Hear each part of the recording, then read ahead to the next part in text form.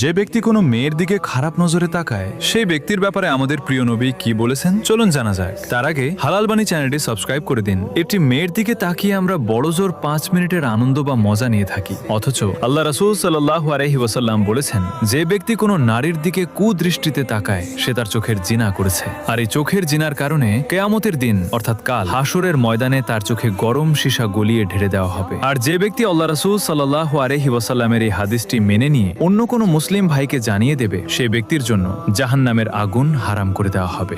সুবহানাল্লাহ।